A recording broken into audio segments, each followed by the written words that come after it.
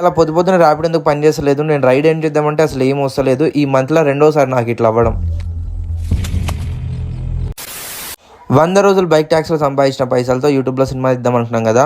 ఈరోజు day 91. First ride కొంచెం long ride పడ్డది, సో నేను పోయి పికప్ అయితే చేసేసుకున్నా. రైడ్ కంప్లీట్ చేసుకున్నా ఇమీడియట్ గా నాకు చాలా లాంగ్ రైడ్ పడ్డది, అది కూడా పార్సల్. సో నేను పోయి అయితే ఆ పార్సల్ అయితే పికప్ చేసేసుకున్నా. పార్సల్ తీసుకున్న ప్రతిసారి నాకు వచ్చే ప్రాబ్లం ఏం చెప్తే, కస్టమర్ ఒక దగ్గర ఉంటారు, వాళ్ళు పెట్టి లొకేషన్ ఒక దగ్గర ఉంటారు, అక్కడ పోయి మళ్ళీ వాళ్ళతో లైవ్ లొకేషన్ పెట్టించుకొని మళ్ళీ పోయి అంత ఇబ్బంది అవుతుంది నాకు. పార్సల్ ఇచ్చేసిన తర్వాత ఇమీడియట్ గా ఇంకో రైడ్ వచ్చింది. మా కస్టమర్ ఏమో మధ్యలాగి ఏదో జిరాక్స్ తీసుకొస్తా అని వెళ్ళిపోయిండు. నేను ఆయన డ్రాప్ చేయగానే ఇమీడియట్ గా ఇంకో రైడ్ వచ్చింది. సో నేను పోయి ఆమె తొందరగా అయితే పికప్ చేసేసుకున్నా. బండి కింద తర్వాత నాకు ఎక్కువ వెయిట్ అనిపించలేదు, సో 2-3 సార్లు చెక్ చేసుకుందా ఉందా ఎగిరిపోయిందా అని చెప్పేసి.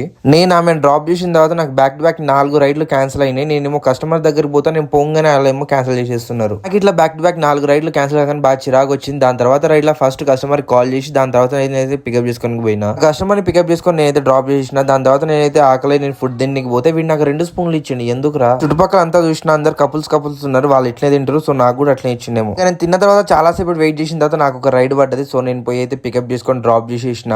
మార్నింగ్ నుంచి నాకు ఒక్క ఇంట్రెస్టింగ్ రైడ్ పడలేదు, ఎవరు నాతో మాట్లాడతలేరు, నేను ఎవరితో మాట్లాడతలేను, దందన అట్లా అయిపోతుంది ఈ రోజు మొత్తం. దాని తర్వాత లాస్ట్ రైడ్ ఒకటి పికప్ చేసుకొని డ్రాప్ చేసిన తర్వాత నేనైతే ఇంటికి అయితే స్టార్ట్ అయిపోతున్నా. ఈ రోజు జర్నీస్ అయితే ఇవి. రేపటి వీడియోలో మళ్ళా కలుద్దాం. Bye bye.